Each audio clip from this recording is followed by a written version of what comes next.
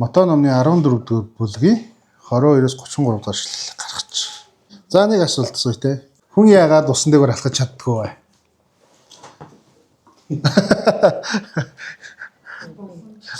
Боломжгүй. Яагаад алхаж чаддгүй гэж боддог вэ? Яг физик классны юм л да. За физик класс. Нөө усны чинь нэгтэршил нь. Арай сэрэг байгаа байхгүй. Тэгээ нэгтэрштэй мөс болчхоор бид алхаж байлаа баг шүү дээ. За онлайн талаасаа гэвэл ингэж байгаа. Ердөөсөө физик бол нөгөө дэлхийн татах хүчний хуулиас болоод хүн усан дээр алхаж чаддаг гэдэг юм хариу өгж байгаа. Яг бол дэлхийн татах хүч хүндийн чиг доошо дарж байгаа учраас шингэн төлөв дээр нэг зоогдож орно гэж ярьдаг тий. Одоо тэгж ерөнхийдөө ярьж. Дэлхийд дээр байдаг хамгийн Есүс Христийн нэрээр нэрлэгдсэн нэг юм амтан байна. Тэр нь юу? Jesus Lizard гэж. Өөрөөр хэлбэл Есүс гөрүүл гэсэн үг. Тэр гөрүүл яадаг вэ? Бол усан дээгүүр гүйж чаддаг. 4-5 секунд яг ингэ зогсоогоор хойд хоёр хөлөөр ингэ гүйж чаддаг. Тэрийгээр ерөнхийдөө алдартай. Тэгээ өнөөдөр бидний унших хэсгөө энийг ярьж байгаа модш ойлгомжтой болж байна. Петр болон Есүс Христ хоёр усан дээгүүр алхсан түүхийн хэсэг гарах гэж байна. Тэгэхээр энэ өнөөдрийнхөө номлын маань номлоо би юу гэж нэрлсэн бэ гэвэл завнаас гарч иж гайхамшиг эхэлдэг гэж ерөнхийдөө нэрлэж байгаа. Тэгээ хамтдаа явсан Матай номын 14:22-оос 33 дугаар эшлэгийг уншъя. За эндээс би дуудаа. Тэр дараа Есүс хурсан олныг тараан явуулах зур шавь нараа завин суулгаж нөгөө эрэг рүү төрүүлэн явуулав. Хурсан олныг явуулсны дараа тэр залбирахаар уулууд ганцаараа явжээ. Орой болгоод тэр тэнд ганцаараа байв. Харин зав хэдийний эргээс олон бэрх олдсон байв. Салхи өөдөөс нь байсан тул давлгаанд түрэгдэж байлаа. Шөнийн 4-р манааны үе тэр нуурын дээгүүр алхан тэднийг зөвлөн ирж байв. Нуурын дээгүүр алхаж яваа түүнийг хараа шавь наран сандарч эн чинь хий үзэгдэл байна гэд айснаасаа болж хашгиралтав. Харин тэр даруй Есүс тэдэнд хандав. Зоригтой бай. Би байна. Бүү ай гэж хэлв. Петр түнд эзэн хэрв та муу юм бол усан дээгүүр алхаж тань дээр осчих юм над тушаагач гэхэд тэр ир гэлээ. Петр замнаасаа гарч усан дээгүүр алхлан Есүс рүү яв. Харин Петр ширүүн салхи хараад айн живж эхлэв.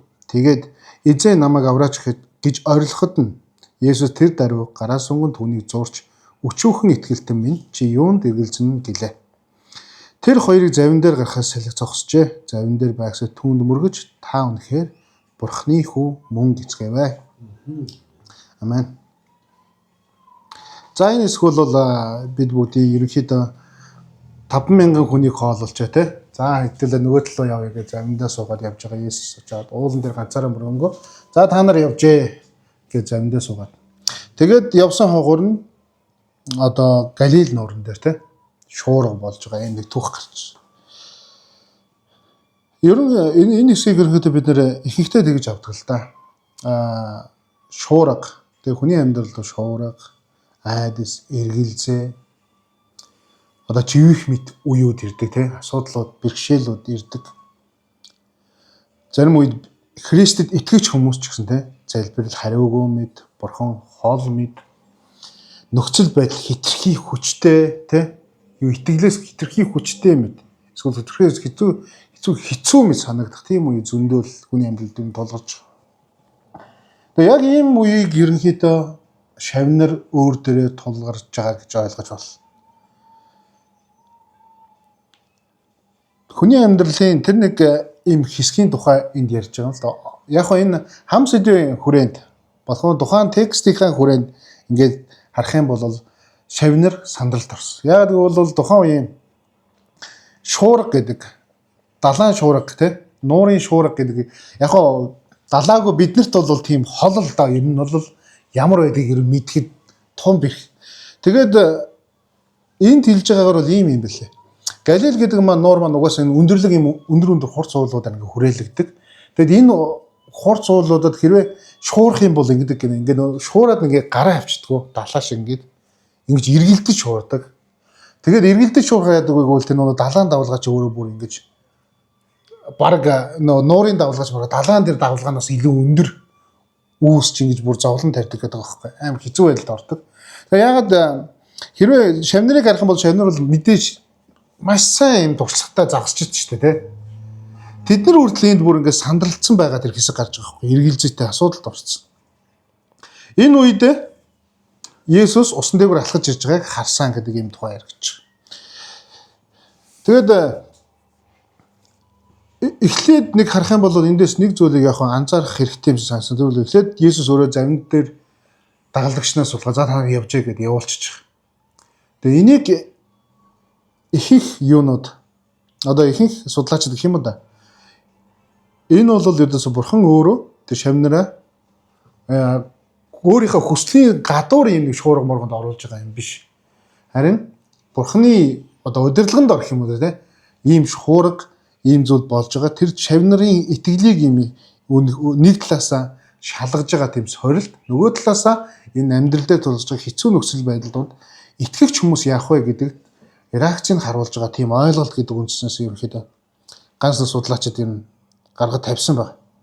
Яг нөгөө шөнийн манааны үед гэж байгаа шүү дээ. Тэр нь гүн харахгүй юм билээ. Шөнийн 3-аас 6 цагийн хооронд болж байгаа тэр процессыг хэлэхдээ яг тэр үеийг шөнийн манааны үе гэж ярьж байгаа. Тэгээ энд үед яадаг вэ гэвэл ихэнх хүмүүс энэ үед ядардаг. Туйлддаг. Одоошл би барилга дээр ажилладаг. Тэгээ шүн жишээлбэл ингээд бетон авах тийм үйл явдал ажил гарна. Тэгээ гараад хийгээд ирэнгүүт ихэнх хүмүүс шөнийн 1 цаг хүртэл ер нь сэргийг байна. Хоол итгэл юм бол ер нь ирч хүчтэй ажиллаж чадна.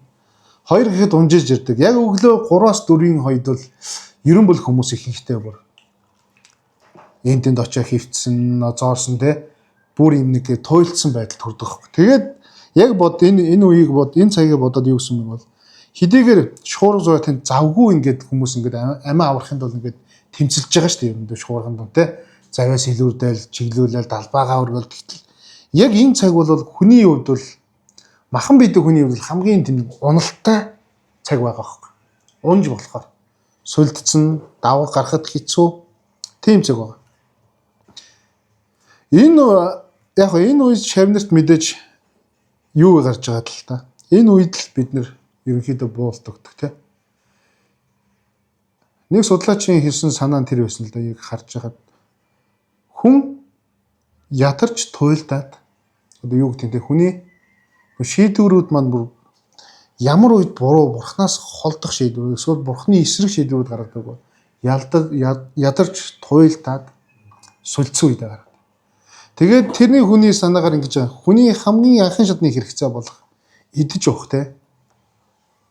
энэ зүйл байхгүй бол хүн яадаг бол бурхны эсрэг шийдвэр гаргадаг. Хулгай хийдэг, худлаа ярьдаг.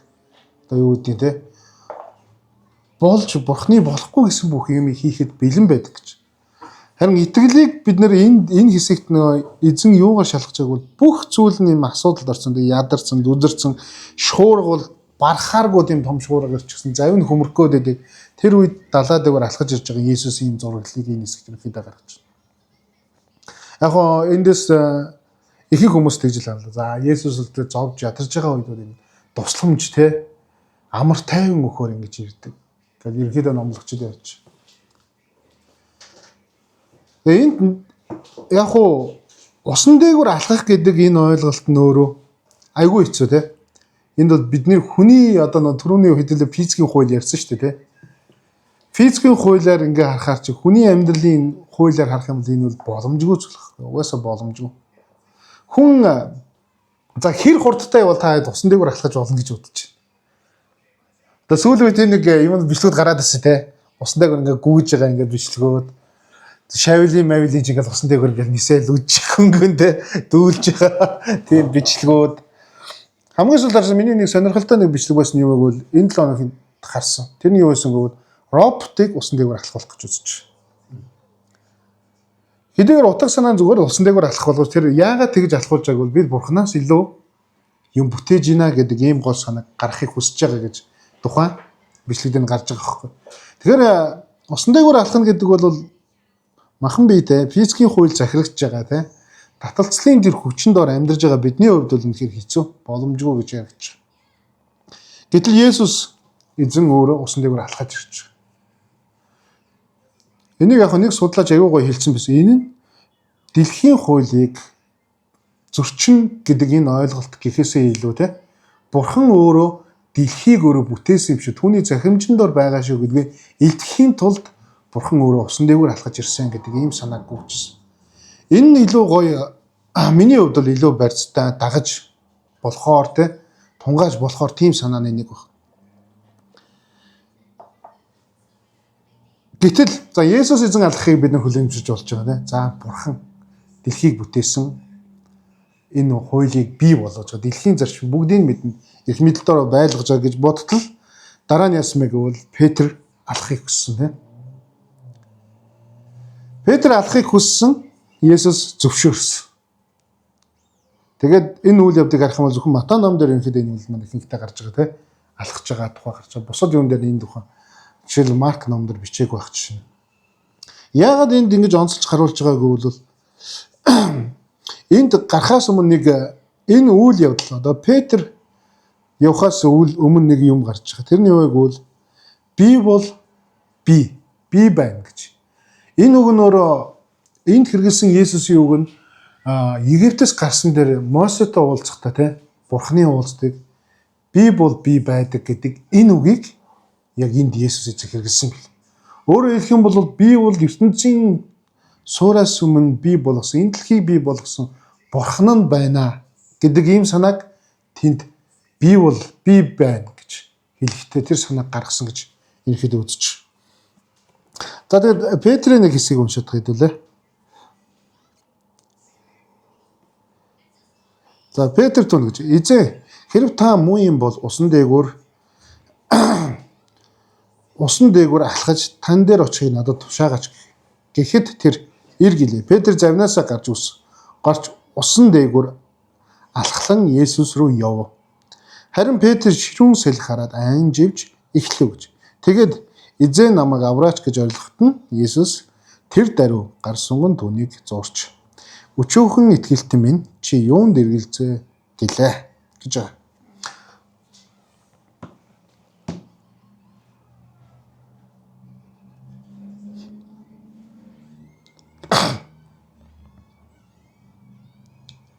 Петр энэ хэсэг дээр за Матай номын энэ хэсэг дээр Петр замнаас гарч Есүс эзэн рүү алхаж байгаа нь ер нь яагаад чухал бай те? Яагаад чухал бай? Бусад замнууд бүгд л замн дээр үлдчихэж байгаа шүү дээ те. Хий үзэгдэл юм уу? Тэ? Эсвэл тийрэн байна. Одоо юу гэдгийг тухайн үед ч гэсэн яг израильчууд монголчууд ч гэдэг хий үзэгдэл тийрэн одоо тиймэрхүү ойлголттой байсан байгаад байгаа байхгүй. Тэгээ яг шөнийн цагаар тэ үүр гихийн өмнөх гэдэг бол яг л хий үзэгдэл муу юм зүйлүүд харагддаг тэр цагаар Есүс ирж явахыг хараад тэд нэр тэгж хэлсэн баг. За энэ жахаа. Яагаад чухал вэ гэвэл Христ итгэлт хүмүүс эрсдэлтэй зүйл үү? Бурхныг дагаж орох юм анхны алхам өртөөс энэ Петр дээр харагдаж байгаа юм. Хүн усан дээр алхаж чадахгүй гэдгийг Петр мэдж байгаа юм. Мэдж байгаа тий. Шавнар мэдж байгаа юу? Мэдж байгаа. Тухайн нөхцөлдөнд л ганцхан Бурхан өөрөө алхаж байгааг харж байгаа. Петр.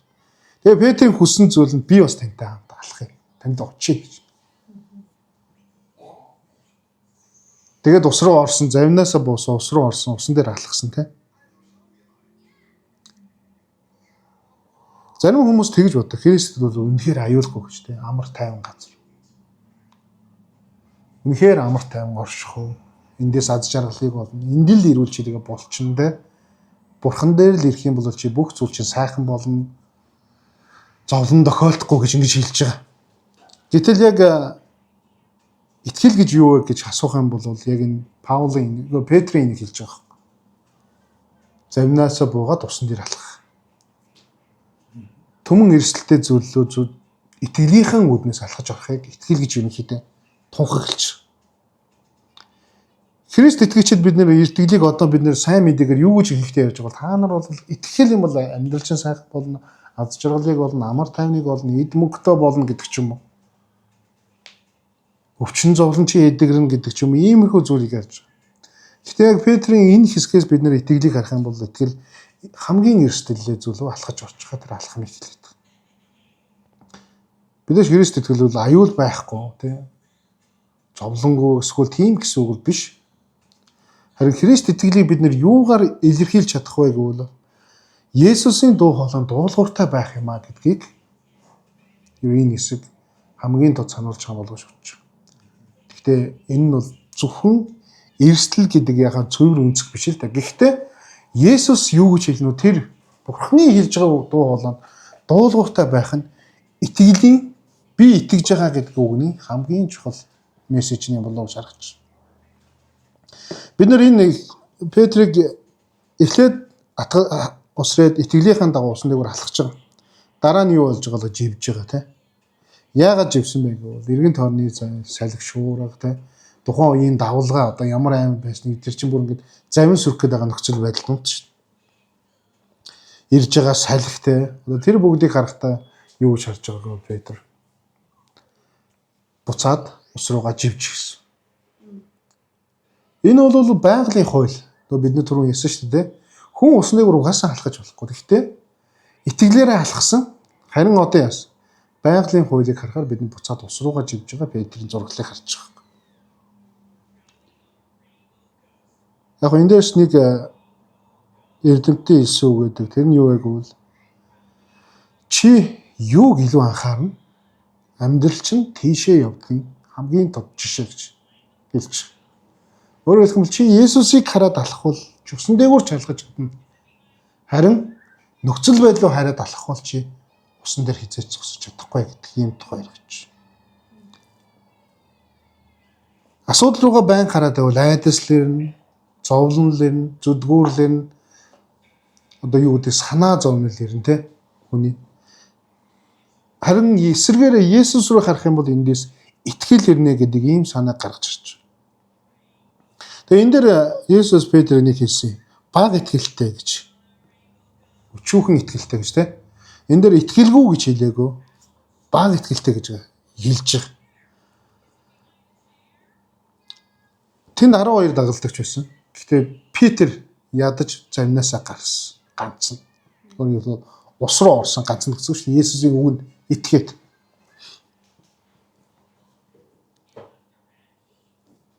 Бид нар тийм хүмүүс юм бидэн те. Ерөнхийдөө за хүмүүс ч яах вэ? Хүмүүс тарч яах вэ? Ерөнхийдөө алдаа гаргадагч алхаал гэдэг хүмүүс байдаг те. Урагшлал гэдэг хүмүүс байдаг.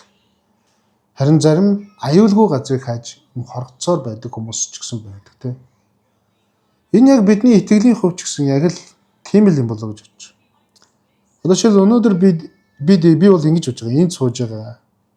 Бас нэг талын Бурхны энэ яг Петр шиг итгэлээр би тэд энд сууж байгаа гэж бид өөрсдөө бодож байгаа байхгүй.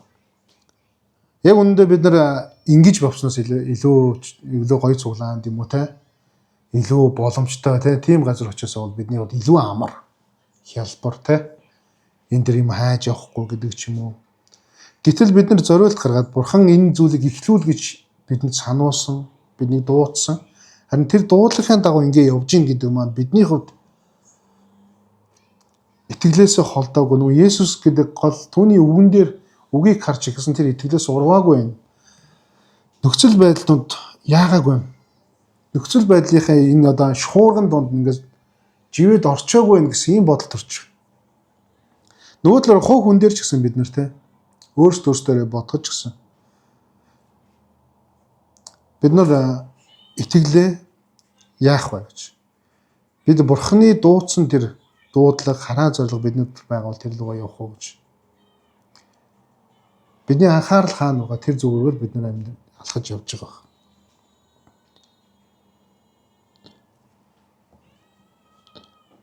Тэгээд нөхцөл байдлыг буцаад ингээд үйл явдлыг дүгнэхээр Есүс гарнаас нь бариад Петрийг уснаас гаргачих тийм. Энэ хэсэг хамгийн ерөнхийдөө энэ одоо нэг юм өгүүлэмж энэ түүхийн хамгийн оргил хэсэг нь ерөнхийдөө биднэрт агуу тусламж байгаа гэсэн. Биднэрт агуу тусламж. Петр бол угаасаа төгс хүн биш гэдгийг бид нар Петрийн төгөөг ерөнхийдөө санаад мэднэ шүү дээ. Ерөнхийдөө хурдан хөдөлгөөнтэй, сэтгэлийн хөдөлгөөн өндөртөө, тэ шийдвэрүүдээ хурдан гаргадаг. Гэхдээ тэр нь гүн бат итгэлтэй байгаа гэдгийг бид нэр олон зүйлээс харагдав. Жишээ нь эхний жишээ бол яг энэ жишээ тий. Усан дээгүүр алхсан анхны хүн магадгүй сүүлийн хүн баг. Тэгэхээр бид нэр Петрийн энэ жишээг бодох тэгвэл төгс хүн байхгүй. Харин живж байгаа бид нартай Есүс хамт байгаа гэдгийг бид нар харах нь чухал юм шиг. Эндээс Петрийн гарнаас барай босгож ирж байгаа. Үнэхээр Петр нөхцөл байдал донд яг хөө эргэн тойрны шуурга, салхи шуурга тэнд бол ямар ч хүн бол тэнд тогтоход хэцүү л ахал дээ. Мэдээж итгэлийн замаар эхлэн алхсан асуудлууд бий болсон. Одоо зүгээр хүнээ нэг бодъё л та тий. Эхлээд нэг бурханд итгэдэг хүн байж зулаанд явж сүүлд нь итгэлийн замаар явж идэл асуудлууд гарч иж тий гэр бүлд нь мөнгө санхүүгийн өвчин зовлонгийн сэтгэлийн дарамт ганцаардал одоо юу гэдгийг тий шуурга тохиолдож амьдралд нь энэ бүх зүйл донд бурхан орхисон гэдэг юм ойлголтыг бид нар харж болохгүй л гэсэн үг. Энэ бүх зүйл бурхан бидний гараас ингээд бариад уснаас гаргаж ирэх тэр хүч чадалтай бурханд байгаа гэсэн үг. Шуурган донд бид нар итгэлийн тэр ингээд асуудлууд дундаа бид нар бурхан байгаа гэдгийг улам сайн мэдрэхийн тулд түүн рүү хандсан залбирлууд те надад Петр намайг авраач гэд тусалсан тэр залбирлууд тэр үгсүүд байж бурханы оршихуй бурханы тэр агуу гарын тусламжийг хүртэх хүчтэй юм шиг. Тэгээ бид нар залбиралдаа бас анхаарах хэрэгтэй болж байгаа. Бид түрүү хэлсэн шүү дээ тий. Завнаас гарч иж гайхамшиг эхэлдэг гэж. Сүүлийн үед бид нар бас олон л ярьж байгаа. Зав гэдэг бол мэдээ тухайн үеийн нөхцөл байдал дундаа хамгийн аюулгүй газар тий. Гэхдээ аюулгүй газар мөлөө сүрхэд бэлэн болцсон байсан. Тэр нөхцөл байдал дунд яригдж байгаа. Тэр нөхцөл байдал дундаас одоо юу гэж бодсон? Тэрийг одоо бид нэ тассан амьдрал гэдэг юм уу тий? Эсвэл бол хүний хяналтаар өөрийн хяналтаар бүх амьдралаа авч явах гэдэг ч юм уу тий? Бурхны өдөрдмжийг үгүйсгэх ч юм уу ийм амьдрал донд байгаагаа бид нэр илүү аюулгүй бүс гэж бодож байгаа. Гэтэл заримдаа бурхан юу гэж байгааг бол биднийг яг Петр шиг те чи гараад ир алхаад үз хүрээд ир гэж дуудах тэр үед нь бид нар бас яг Петр шиг зөрөгтэй гарч хэрвээ бид нар дэлхийг бүтээсэн тэр гайхамшигтай бурханд итгэж байгаа юм бол хэрвээ бид нар тэр хүнийг бүтээсэн те бидний зүрх сэтгэлийг бүтээсэн тэр бурхантай итгэж байгаа юм бол бидний үсний ширхэг болгоныг мэддэг тэр бурханд итгэж байгаа бол бид нэр итгээд ягаад урагшаа завнаасаа гарч болохгүй гэж гэдэг юм тухай гарч. Бид нар тухтай буснасаа бид нар бурханы дуусан тэр газар руу урагшлаад ингээ гарах хүч маань юу гэвэл бид ямар бурханд итгэж байгаа гэдгээ мэдэх үед л бий болдог зүйлүүд ээ. Бид нар амьдралынхаа эргэн тойронд байгаа салхи юм уу те асуудал бэрхшээл зовлон зүдгүүрийг хадвал бид нар живнэ. Жишээл өнөөгийн Монгол нэгэнд амьдрахад үнэхээр хэцүү те. Дээрээс нь бидний өөрсдөө гим нүгэлтэй асуудлууд байгаад байдаг. Дээрээс нь бид нар асуудлууд дундаа бурхныг ирж хайхгүй байгаад байдаг. Бурхан туслыг гараас унгасан ч гарнаас нь барихгүй нөхцөлийг хүртэл бид нар гаргаад байгаа шүү дээ. Тийм учраас бид нар хэлж байгаа. Юу гэвэл аюулгүй бүснээс бурхан дуудаж гарахыг хүсэж байгаа бол гараад тэр гайхамшиг гэж зүйл байдгийг тэрийг мэдрий гэж.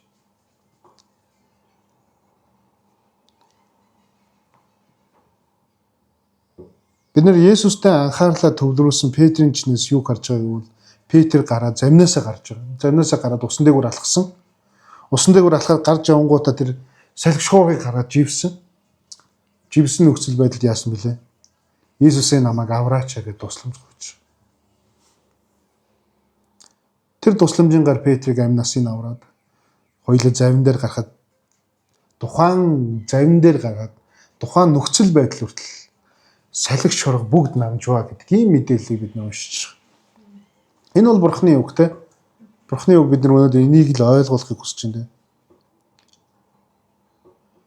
Шавнарын хувьд шуурга одоо тухайн үеийн нөхцөл байдал за нэг үгээр хэлбэл ердөөс амнасаа ингэж алдаж байгаа юм байна. Бид нэр живж байгаа юм байна. Бид нар үхэх юм байна гэдэг л юм эцсийн аж те хүн төрлөختний хамгийн их айдаг аж те хүн үхээс л айдаг үстэй те явж явж. Яг энэ айцтай тулгарсан үед нь Есүс ирж байгаа те. Шүн донд ирж байгаа.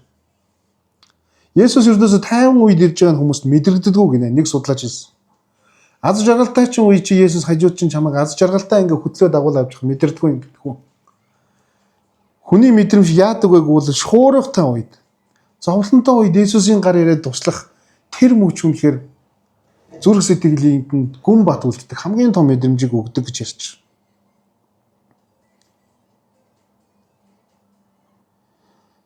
Тэгээ хэдүүлээ яг энэ хэсгээ жоохон дүгнээ дуусгая те.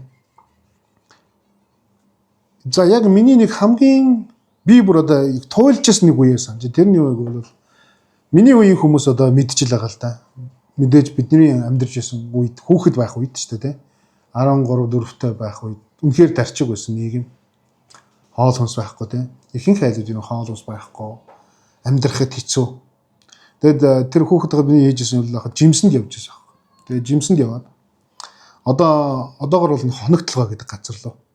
Тэгээ өдөржингөө алхаж очиж жимс түгээд тэгээ нэг морин тэрэгтэй явж байсан.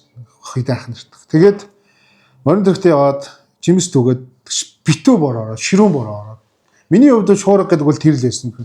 Яг ингээд зогсож явахад хийсчих гээд байгаа тийм шуурга те. Тэгээ бид нар буцаад наашаа морин тэрэгтэй шүн дунд 3 цаг наашаа гараад. Тэгээ яг одоо үдийт юм. Яг үүр цайх гал ингээл.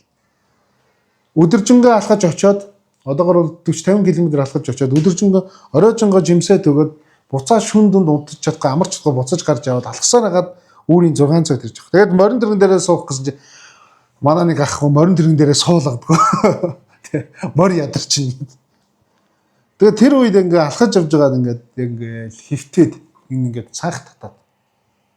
Ингээ босгоч тэнхилгүй болсон. Ингээл дээрээс ширүүн бороо орж байгаа шүү. Яг тэр үеийг би бодохдоо яг за энэс цааш ингээ хүн төвчж явж чаддсан бол удаа гэдэг юм бодолд орчихсон. Алхаж. Тэгэл яг ингээл дээш хараад ингээл хөвчнө цахилгааны өндөр шонгууд байдаг шүү дээ. Тэр чинь ингээ бороо орохоор ингээл хоорондоо ингээл аянга ингэж өмсөөл.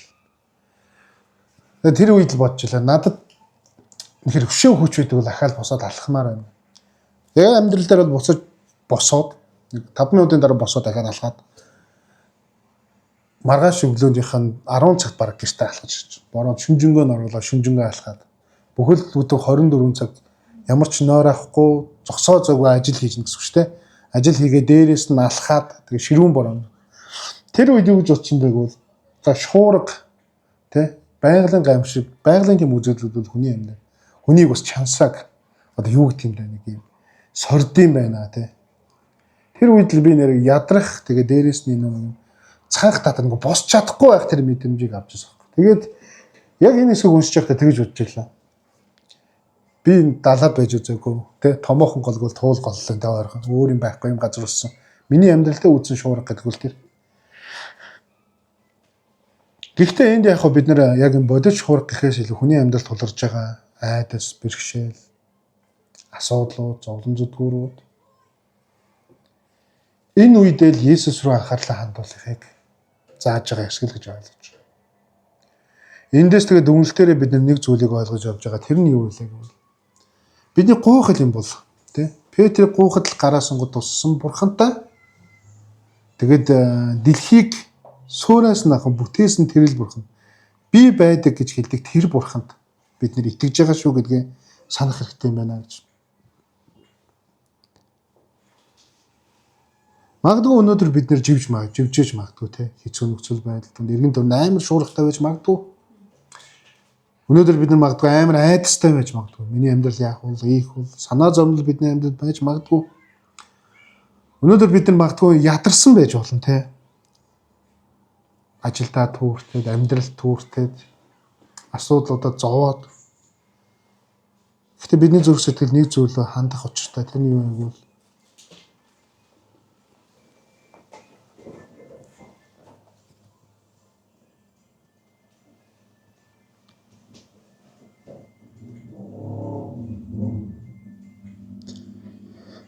Тэрний юу гэвэл бид нар Есүсээ хараагаа чиглүүлээд та үнэхээр Бурхны хүн юм байна гэж хэлэх хэрэгтэй болчих. Тэгээд агуу далайн шуурган дээгүүр далайн усан дээгүүр алхахдаг тий. Салхийг загнаа зогсоодог.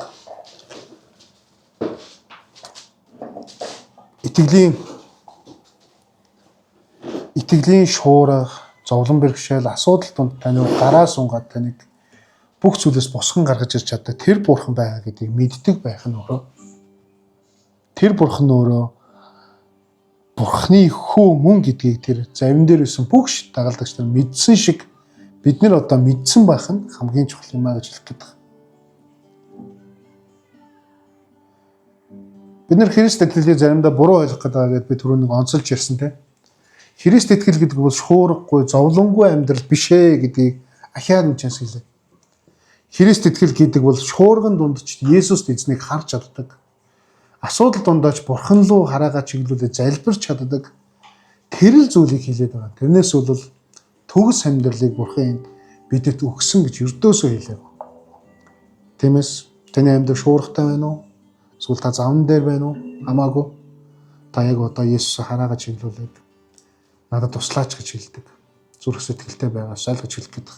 Тэгээ хамтдаа ямарсан залбираа те. Яг би таныг одоо залбирахтаа нэг зүйлийн нөхцөл байдлыг бодоод залбирсан гэж хүсэж чинь тэрний баг.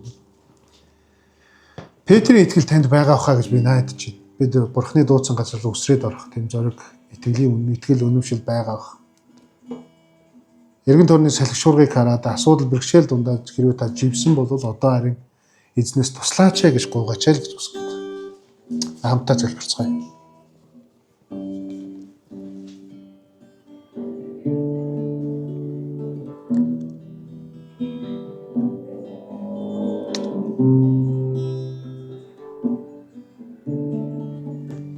Гайхамшиг бүтээгч бурхан эцэг минь тань талархъя. Өнөөдөр бид таны хийсэн усан дээгүүр алхсан тэр хэсгийг уншаад бид эргцүүлэн тунгаан бодоод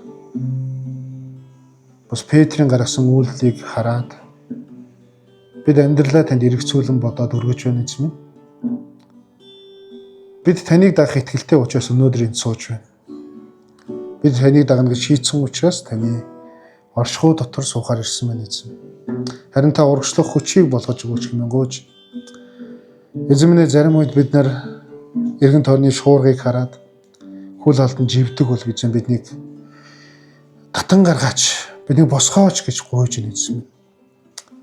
Эзэн минь тэгээд та өөрийнхөө хайртай хүүхдүүдийг хаана юу хийж явж байгааг мэдж байгаа. Тиймээс та босгон байгуулж өгөөрэй. Бидний дотор байгаа сүнсээр эзэн та удирдаач хэмээн гуйж байна. Халелуя. Та бидний чуулгантай хамт байж, бидний чуулганаар харьяалагдаж байгаа хүн болгоны дээр таны нэгүсэл, таны хаанчлал, таны амар тайван, таны тусламжийн гар байх болтугай. Есүс Христийн нэрээр гонжлж байна. Амен. Эзэн алдарш болтугай.